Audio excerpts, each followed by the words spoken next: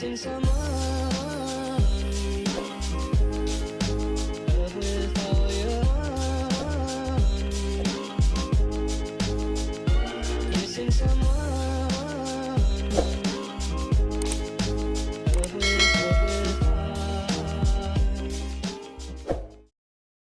Okay, so it's been growing out nice, and did you like the tone we did last time? Yeah, I did. Okay, and then today you want to, I think we should pick up more of the dark in between, and then just tone you. Whatever you think. Yeah. Were there any pieces or parts of your hair when it was growing out that you, like, was bugging you just a little bit? No. It felt good. Yeah. It was Okay. really great. Okay, cool. Oh yeah, it looks really good. Did you use the purple shampoo and everything? I did. I always use the purple shampoo. Every wash? Every wash. Okay. Should I not use it every wash? You can. No, Okay. yeah, you definitely can. Just follow up with like a hair mask. Yep. Yeah. I've been using the Amica When did you wash your hair last? Wednesday. Okay, so it's been a while. Did you put any product in it? No, maybe it's a 10. I think that's it. Okay. Just on the bottom. How has it been feeling for you in between washing? It's fine. It's good. I can never. It always looks kind of dry and like Yeah. this, but I'm sure it's always looks like this when I do it. Okay. You know, when you do it, it looks beautiful. Okay, just like because of your texture, you mean? Yeah, Oh, okay. it was even before you did it. Okay. The coloring. It just I can never. Okay. I don't think I spend enough time with the blow dryer. Could you have gone a little bit longer for roots, or your roots were bugging you?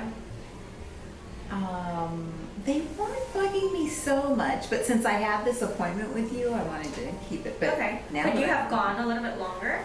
Yeah, I think I probably could have. Okay.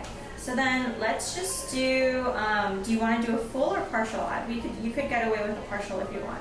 Partial would be this top part, and then the sides, and then we tone you. Because if you're liking the color and where it's at, that's what I would probably recommend. Yeah, I like that. Okay, sounds good. Hi guys, welcome back to my channel. So today we have a returning client from a gray blending transformation that I did about 3 months ago. So if you want to watch back that episode, it is episode 224, where we do gray blending with blonde tones. She originally came in with me to do like a full transformation. She didn't want to do something that was going to be too gray, so we did a tone that is more on the blonde side. And as you can see from our before, that she loved the way that it faded, grew out. She could have even gone a little bit longer. So the next time when we pre-book her next appointment, we are going to be spacing it out a little bit further out. But because she loves the color and everything, I don't want to overdo it. So we're just going to be going in with a partial placement. So I just wanted to share with you guys what a typical retouch would look like if a client came in this soon. So this is probably about 3 months from her initial visit, and she doesn't have a ton of regrowth, but a good amount. I would say most people's roots will start to bug them in about 10 to 12 weeks. That is on average for a normal, typical highlight, any type of service. That's kind of like the average time most people wait if someone was to ask me. So that's why we pre-booked this appointment ahead of time to do about 12 weeks out. And so because she loves it, we're going to be doing a partial. For this partial though, we are still going to be correcting some of her old color. So as I'm going in, I'm just doing a partial placement, as you can see, which is half of her mohawk section, and it's the top half where she parts her hair. And since we're doing a partial, I'm just going to be using the Danger Jones lightener with only 20 volume.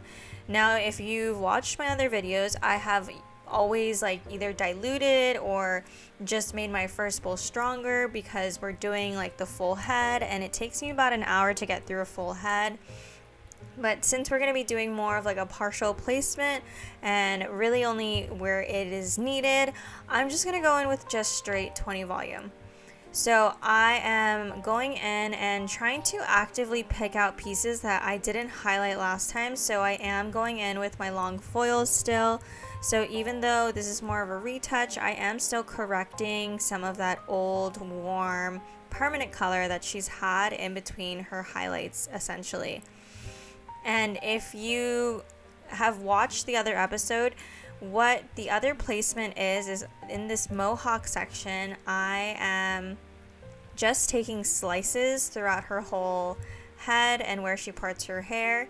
And the reason why I chose to do slices for her initial appointment is for this exact reason, is for the touch-up that I'm doing right now. So as I'm going in and doing her partial, it's really easy and straightforward for me to see what needs to be sliced now, because I'm just picking through and trying to avoid any slices that I did last time. And the spacing in between my slices are about like a ½ inch apart. So I already know kind of where to pick up and where to add the next slice. And so I'm not wasting time weaving through old highlights or anything like that. I'm literally just slicing with my rat tail comb. It's super easy to visually see what needs to be highlighted versus what I highlighted last time. Now, if a client ever came to me and said that the slices were giving her too much of a harsh grow out, she didn't like the thickness of the light pieces, then later down the line we could definitely convert these slices into weaves. But whenever I'm working into a client and kind of doing a corrective color like this, I try to do slices because corrections like these take sessions, and because it takes sessions, it's really crucial for me to make each step of the way as simple and easier for me to do for the next time. Now, if I had weaved her whole head her initial appointment, this touch-up would have taken a lot longer, maybe even longer than the initial appointment, because sometimes picking out a weave versus creating a new weave can take a bit more time, because you have to be cautious and careful with your old highlights. And in the end, when we're doing a second session or a third session, we want to make these appointments easier and faster for myself. And I want to get the most amount of work done in the initial appointment. That's my goal, so that every time she comes in for a touch-up, it just gets more simple and straightforward and easy. So that's why I always try to do slices in the beginning and then convert them into weaves if that's what they're searching for. Because essentially, I kind of feel like when a new client comes in my chair, yes, they could be really looking at the blend, but the number one thing, in my opinion, that a client is really looking for is the tone that you're giving your clients. So I want to make sure that I do the best work and the most efficient way possible so that I can get them to the tone that they want as quickly as possible. And in my opinion, the only way that I'm going to get there the soonest and the most efficiently is through doing slices in this sort of pattern. So I am doing her front money piece. She did like the front a little bit lighter, so we're going to continue doing that. And after I do her money piece, just pretty much connect the money piece mohawk to the back, and just really leaving the sections in between the highlights maybe even a little bit further apart, because we did it pretty heavy the last time, because she's only waited about 3 months, so we don't want to make her feel too solid. We still want to maintain a bit of dimension. So I am just going in and making sure that the negative space in between the foils is enough to give her that nice dimension, because when you have those dark pieces in between your light pieces, it gives it a nice pop and does make those light pieces appear lighter. So another reason why we opted to do more of a partial placement is because the roots in the back still looked pretty good.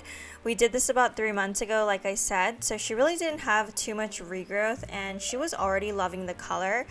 Now, if she was a client that was not fully in love with her tone and color yet, then I would have totally just gone in and done another round of a full placement like I did in her original video.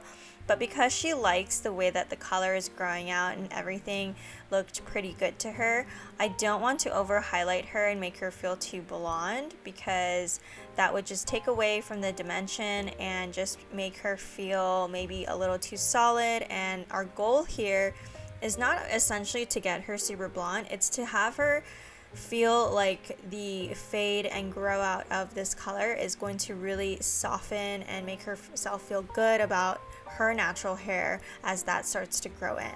So I don't want to over highlight, and so because of that, we did the partial placement.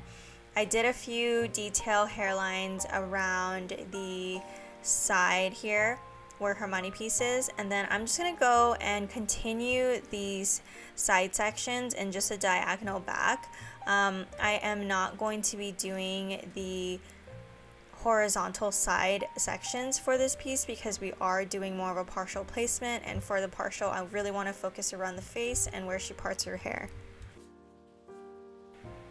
So for her tone, since we are doing a blonde tone, I am going to be toning and lifting her to at least like a level 9 and 10. And for her formula, she loved the toner that we did last time. So for her formula later, we're going to be using the Danger Jones gloss toners. And I love these gloss toners because they have such amazing pigment and longevity in the color. So for her root shadow right now, we are using a 7-0 with a splash of a 6-0. So it's kind of like a mixture of a level 7 and a level 6.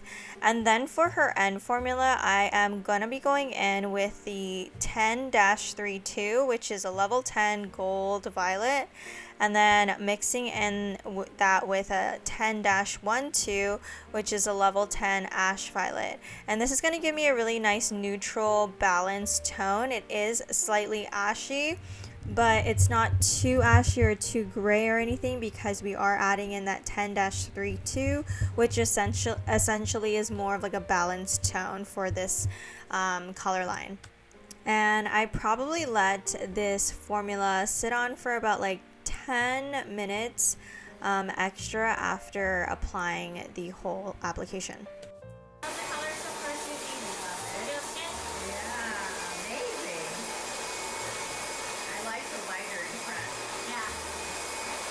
Alrighty guys, so here is the final look. We didn't have time to curl her, but this is what it looked like straight and blow dried for her, and this is going to give her a really soft grow out. She loved the tone that we did last time, so we just toned it the exact same way, and it is going to fade out pretty similar to how she came in.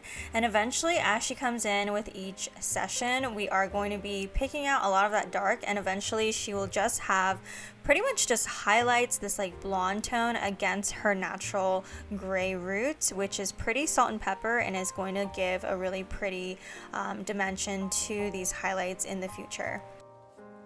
Alrighty guys, that is it for this week's episode. Thank you guys so much for watching and tuning in, and as always, I will talk to you guys next week.